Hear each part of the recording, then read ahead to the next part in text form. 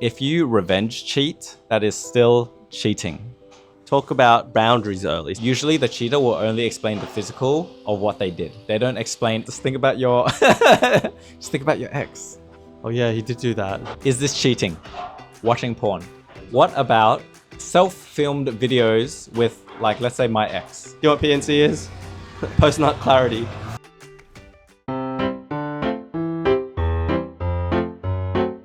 Welcome. We are in sunny, very noisy Vietnam. It's a bit of a scenery change. Hopefully you guys can still hear us. We're on the balcony of the place where we are staying, so we thought it'd be nice to do it outside. We've been out here for 5 minutes and I'm already sweating. And what are we talking about today?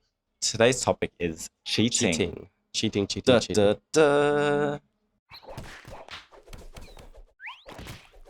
Different communities treat cheating differently. So, for example, we know a lot of people that have been cheated on and also done cheating. Yes, and true. It can be a very complex topic. When you brush it off, you're not giving it the due conversation that it deserves. Some people are okay with cheating happening in their relationships and both partners will cheat. And it's kind of like a don't ask, don't tell thing. But that's definitely not us. But for me, the concept of cheating, growing up, I think I had a very, very negative view of it. If you cheat, it's like bad, deal breaker, end of the game, right? But as I've slowly gotten older and been exposed to, I guess, different friends, different communities, and different perspectives on what cheating is, my mindset in terms of that, if you cheat, it's really bad, concept has kind of shifted. And I've realized, like you said, it's a lot more complex than just you do A or you do B, and one of them is good and one of them is bad. Does that make sense? Mm-hmm. Our experience with cheating is that we have like a lot of close friends and we know it occurs in our close friendship circles. Like people will cheat for a variety of reasons. And for me, it seems like it's not openly discussed enough why people cheat. And that's kind of the reason I wanted to discuss it. So what is cheating?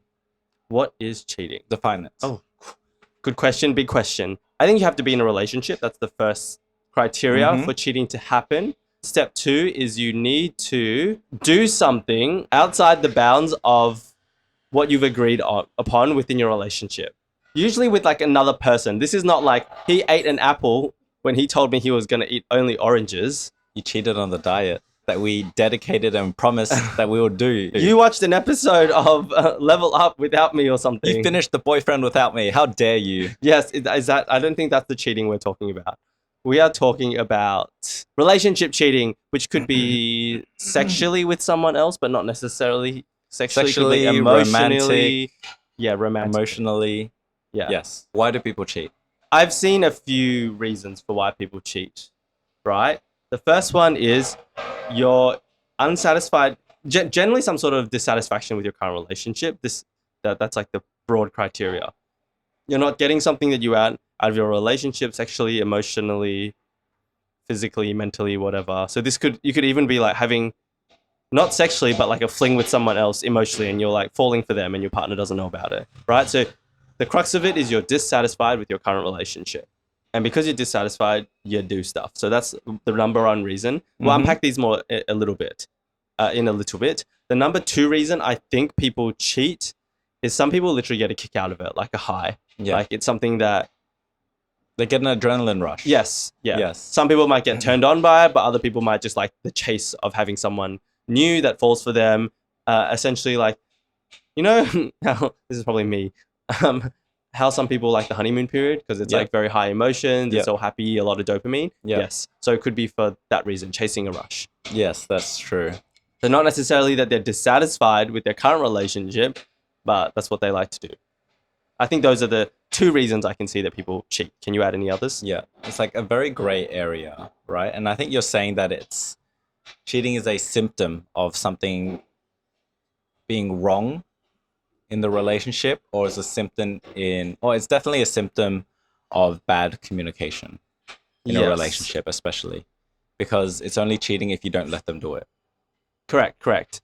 So it's a symptom or it's a cause of both of those issues that I mentioned. Yes. Of poor communication. Yes, I agree. The one caveat I'll have to this, there are some people who like to cheat because they get off on the high of cheating, right? So if their partner then allowed them to do it, they wouldn't cheat.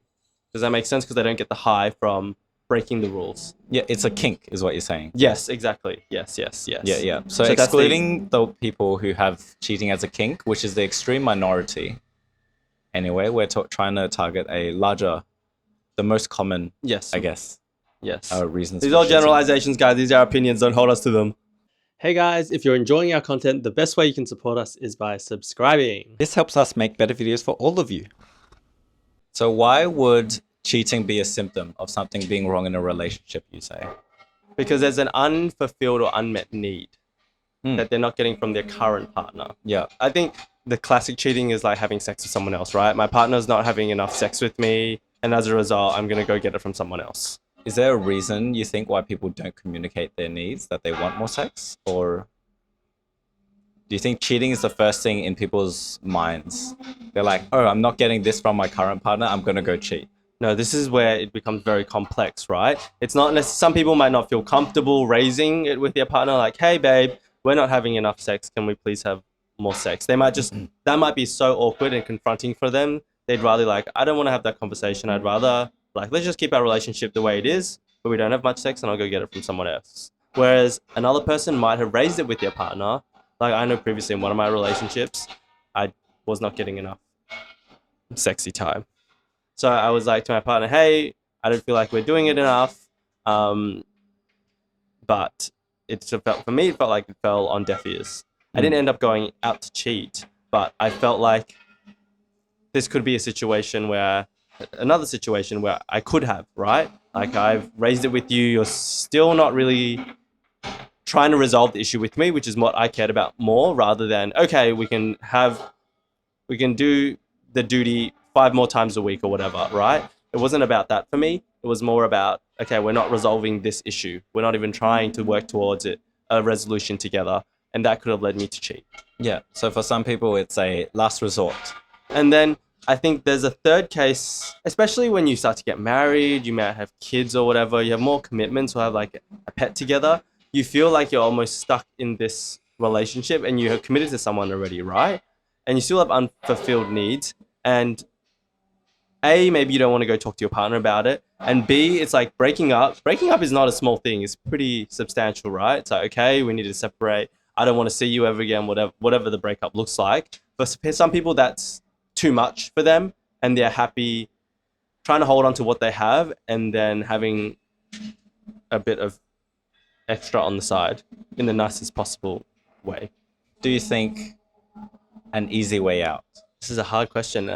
I'm inclined to say yes. That's my gut response. Yes, because it's easier to go out and cheat rather than have a difficult conversation with your partner and try to come to a resolution together. Which leads on to the second point I made, which cheating is a miscommunication or a lack of communication between the two parties involved. Yeah. Because needs aren't being met, or they're not being listened to, or you don't feel valued, that you search for things that you don't have within your relationship. So I think this is where it comes down to also emotional cheating.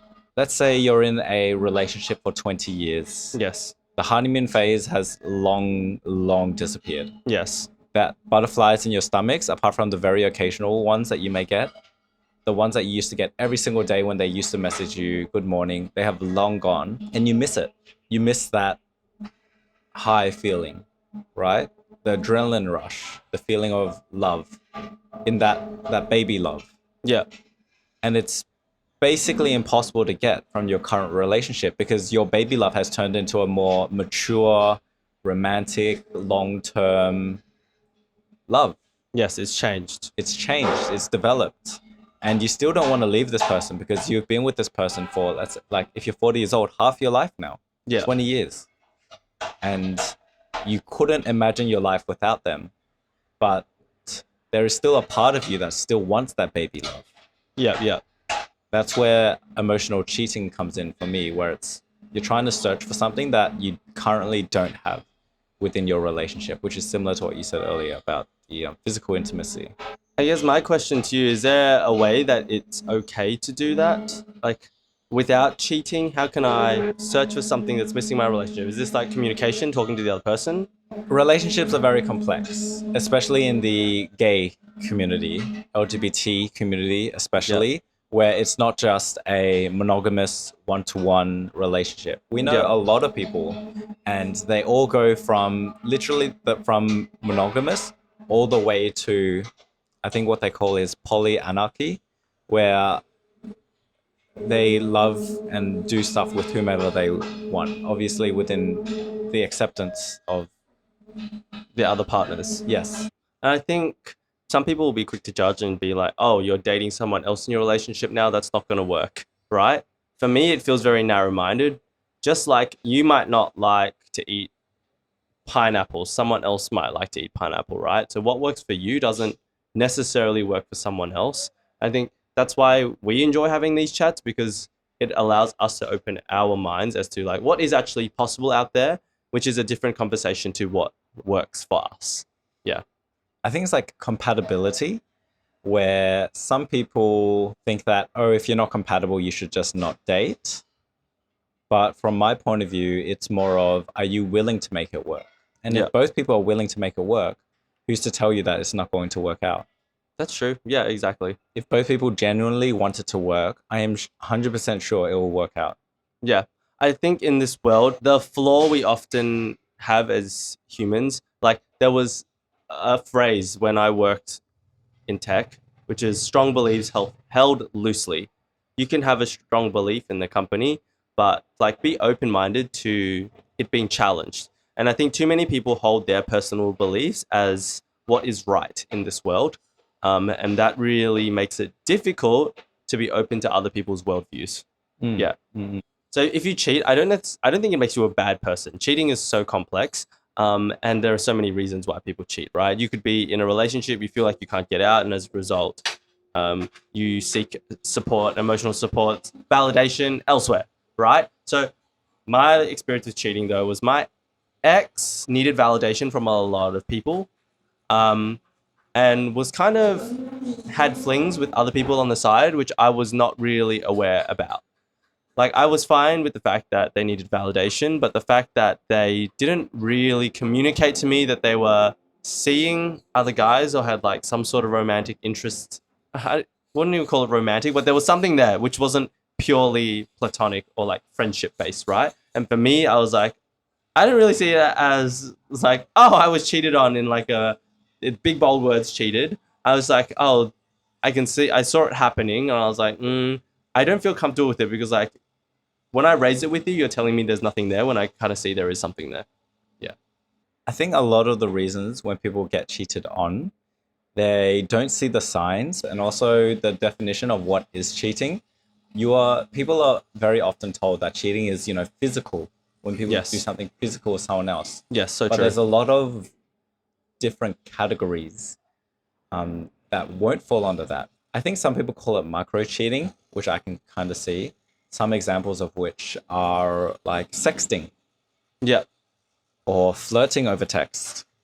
Like what is considered cheating, right? That's a question that we asked before. Yeah. And we said it's like anything that you haven't discussed with your partner. So let's say you just come into a fresh relationship though, right? And you guys haven't really discussed what the boundaries are.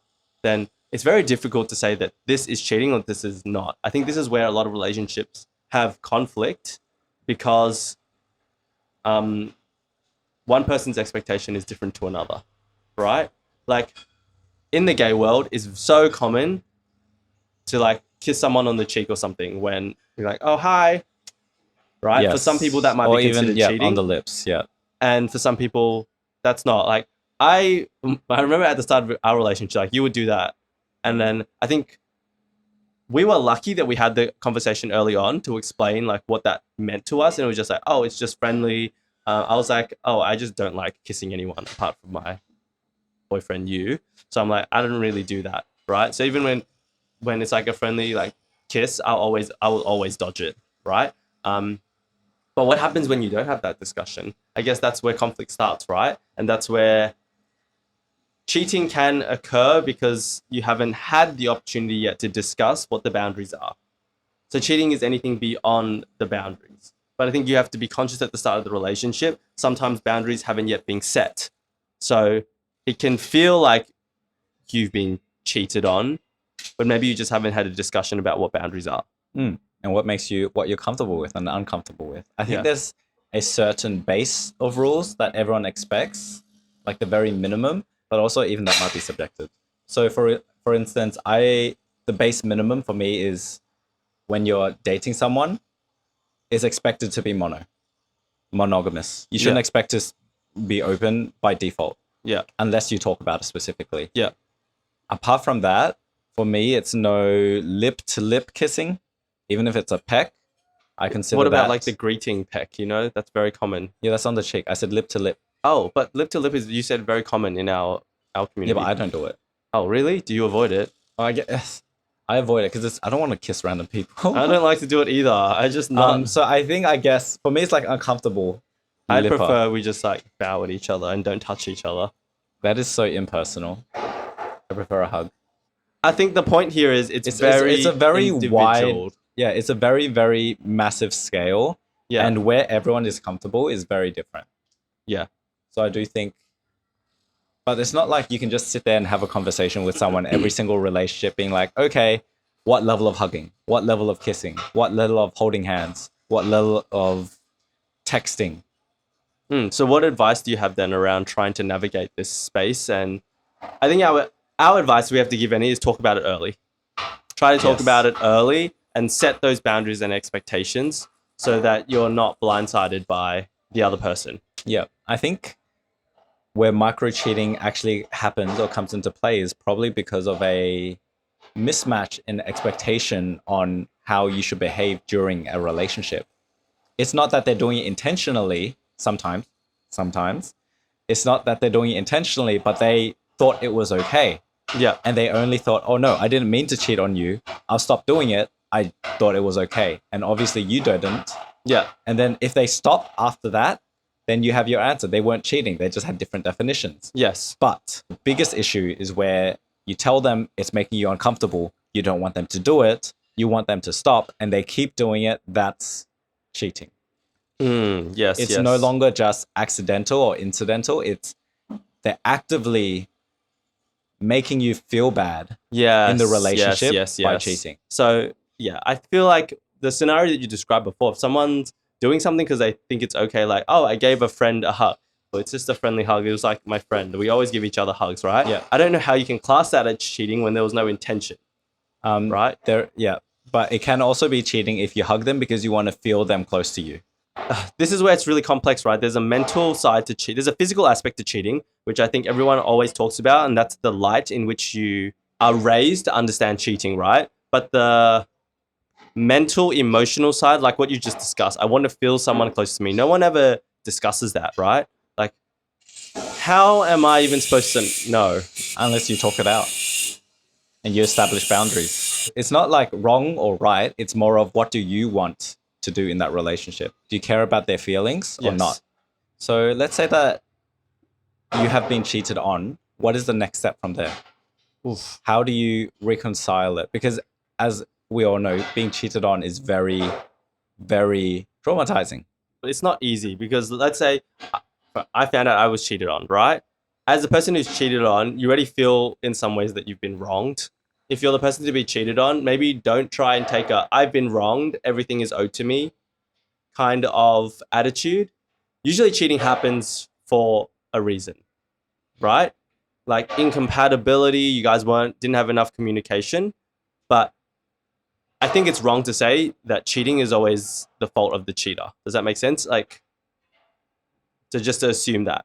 So when you go in with this, I'm entitled to everything because I'm the one that's been cheated on, I feel like it becomes difficult to resolve the actual issue at the core of what caused the cheating.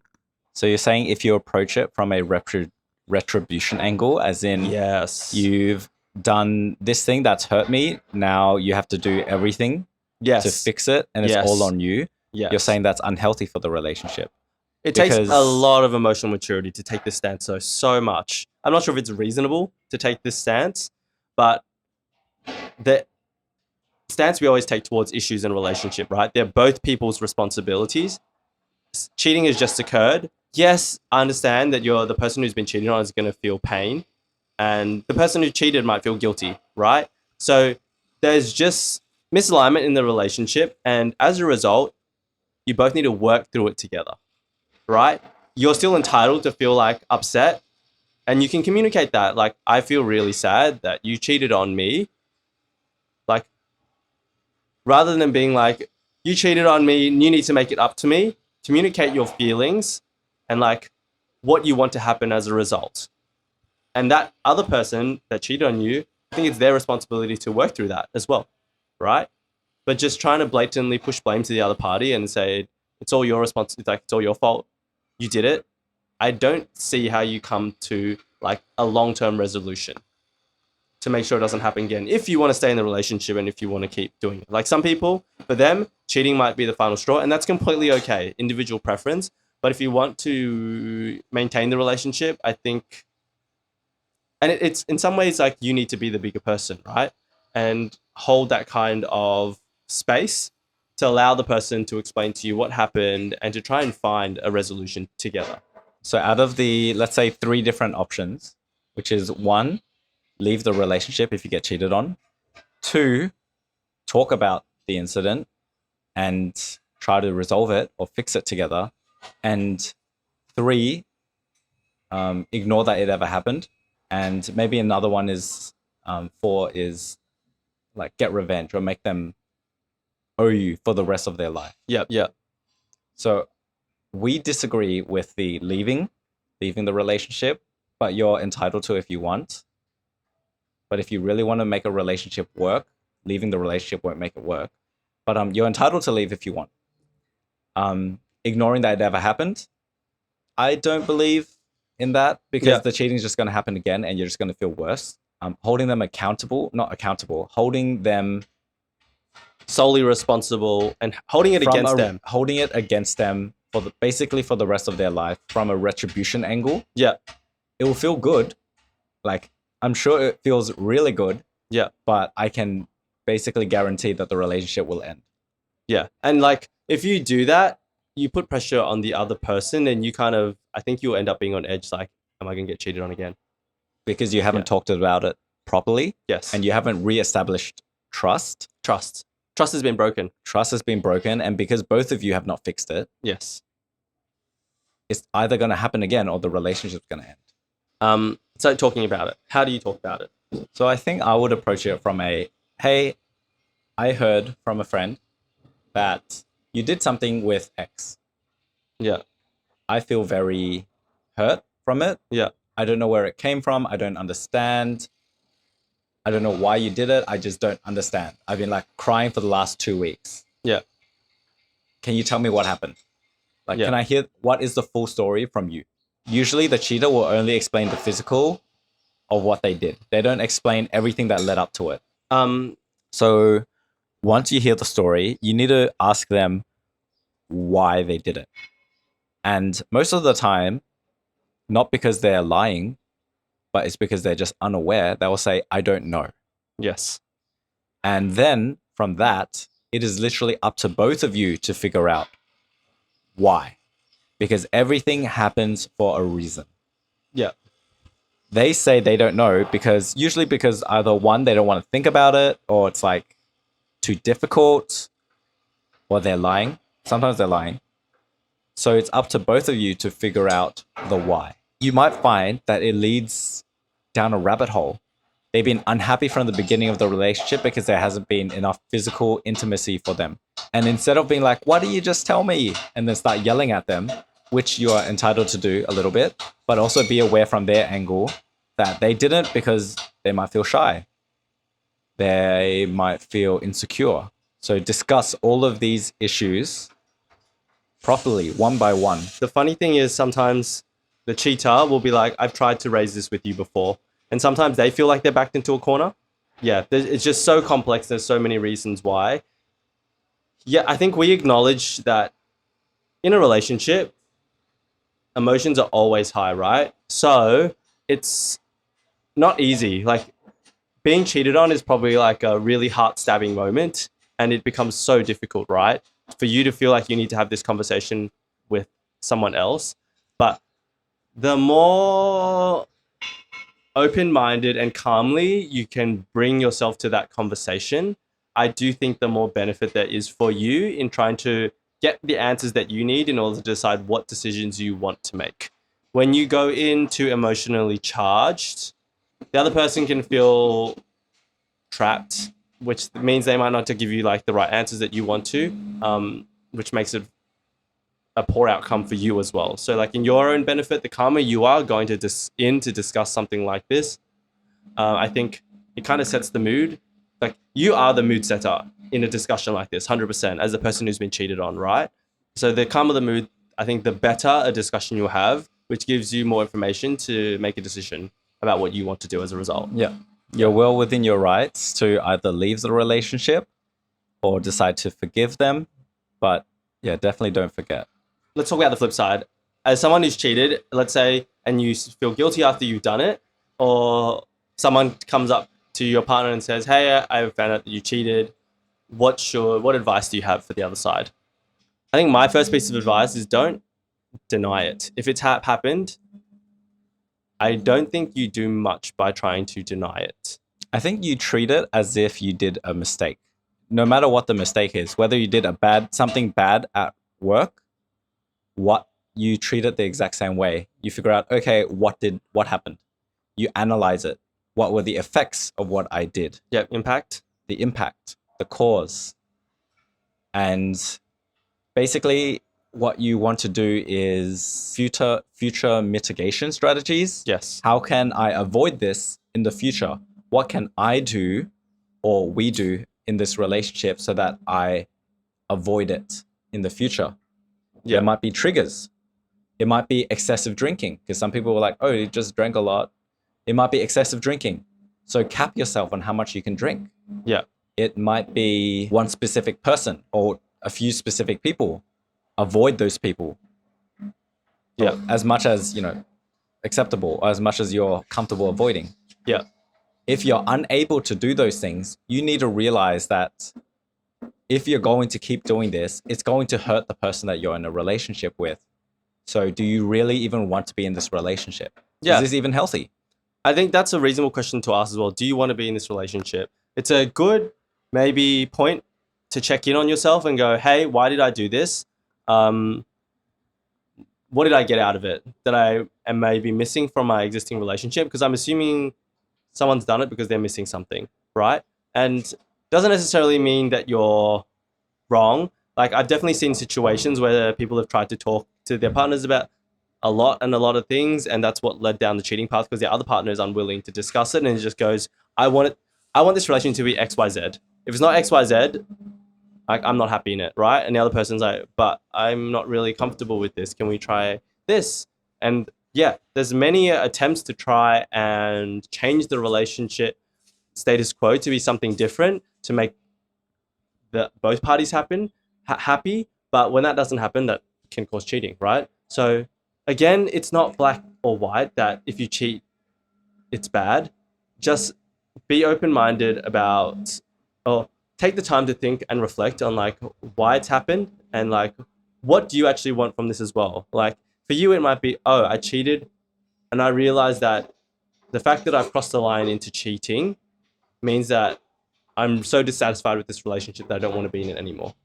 And that's an okay outcome for you to have as well. Yeah. But take time to reflect. And I wouldn't try to hide it, honestly, because if you say, no, I didn't do it, I promise, then next time it's going to happen again. You're going to be in this situation having a difficult conversation again. Yeah. Yeah. And I think the once a cheater, always a cheater mantra is very true from what I've seen, because usually cheating happens because there's a trigger. And that trigger can occur so many times through so many different relationships, so many different scenarios. It's basically guaranteed it'll happen again. So as someone who's susceptible to cheating, you need to know what you can do, everything that you can do to avoid it. Because if you want a successful long-term relationship, you can't be doing this. But our advice is just talk, if you can, to avoid cheating, talk about it early. Talk about boundaries early, specifically. And any issues you have in the relationship, talk about it. It's a relationship, guys. It takes two to tango. Mm-hmm. And yeah. Oh, and also, I don't know. I can't believe this needs to be said, but if you revenge cheat as a response to cheating, that is still cheating. It is not justified. I saw this on Instagram, and I'm just like, you might as well just break up at that point. What's the point of this? Yeah. I'll run some frequently heard phrases past you. Yes. To the end of this topic, just to see what your views are on them. So we briefly touched on this, but you've probably heard this phrase: "What they don't know won't hurt them." Brief opinion? Yes, true, but also not healthy for your relationship long term. Like very, very unhealthy. Second one: it's not cheating if we're on a break. I think if you've agreed to have a break, you need to discuss what the terms of the break are. And if you're not allowed to hook up with someone else whilst you're on a break, then it is cheating. I don't even know what a break is. What is this break rubbish? You're tired? Take a nap. Emotional cheating isn't real cheating. I feel like emotional cheating is actually the harder one to catch and can actually be more damaging or more impactful to relationships because you can't see it and like it can develop very, very far. Mm. And I feel like emotional connections are actually a lot stronger. Harder to fix. As in, if you form an emotional connection with someone else, it's a lot stronger than just I hooked up once with someone else, right? On a second note, I'll run some things past you, whether you consider them cheating or not. So is this cheating? Small flirts at a club? No. At dinner? No. Peter flirts with everyone. Is this cheating? Messages with other people, like flirty messages. You Depends look cute today. how flirtatious are you being with it? Okay, if you look cute today, I think is okay. Or can't wait to see you next. That's okay. I feel like I have to view the whole scenario. Like, are you starting to have feelings for them? Things like that. So it's like contextual. Contextual, yes. So for you, it's like small flirts that are like fun. Fun in nature. So fun flirts are fine. Fun, but cheeky not flirts. Romantic flirts. Yes. Better watch yourself. You have access to my entire phone. Is this cheating? Leading someone on. I make them think that they have a potential of a future relationship with me. Yes, I guess that's cheating. They may or may not know that I'm in a relationship. Yeah, I think that's cheating. Think about your just think about your ex. Oh yeah, he did do that. This is dodgy as. Hey, maybe I'm the red flag. I'm the dumb one. Is this cheating? Subtle actions or behaviors that lead you on to doubt the connection between me and the other person. Yes, that's 100% cheating. So you start doubting, so is something going on here? You are essentially trying to, what that question means is you trying to mitigate my suspicions. Is this cheating? Watching porn? No, I don't think so. That's a really good one. Yeah, some people will be like, that's cheating. Yeah, very interesting. See, this is why it all just really depends on your relationship. What about self-filmed videos with, like, let's say my ex? I'm okay with that. I'm like, you can watch that. What about... How about you? Are you okay with that? Yes. What about pleasing myself in bed, but thinking of anyone else, apart from you? I feel like I'm okay with that. You? Yes. But why are we okay with it? Because I don't think there's like... It's like, it's for your moment. And then after you have your PNC, do you know what PNC is? Post-nut clarity. Then it's like, okay, goodbye. That's why I'm like, it's fine, it's not cheating. What if it's about one person and every time, like most of the time? Do you like them in person? Do you have a thing for them in person? Probably if you're doing it that much to them. No, I think I'm still fine with that, so long as there's no other like physical action. So long as you're not like texting him on the side, like, hey baby. You can have whatever fantasy you want.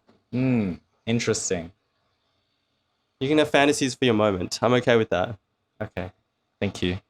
I mean, I don't do that. He 100% does. Who is it? No one. Know that what we've covered today is just literally the tip of the iceberg, and this topic is so much larger, more complex. There are so many interconnected, interwoven points. Like, someone's going to be like, what if this scenario, that scenario? We cannot cover all the scenarios. It just doesn't work that way. Yeah. It's a very, very complex topic and an emotionally charged one. So yeah, take time yourself, figure out what you want. If you have a partner, if you have the time and the capacity and like the emotional willingness, try to talk to them about it proactively. I think that helps a lot. Yeah. And as always, most things in the relationship are all about communication. You can prevent cheating with communication. And even if it does happen, you can fix everything with communication. Just have to be open and willing.